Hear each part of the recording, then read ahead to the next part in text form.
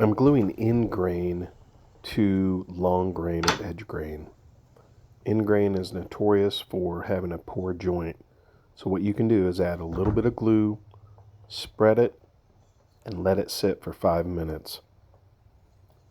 Then come back, add more glue, and clamp it together with blue tape or whatever other clamping method you want to use. This works really well and gives you a much stronger joint than not doing this using end grain. Please like and subscribe.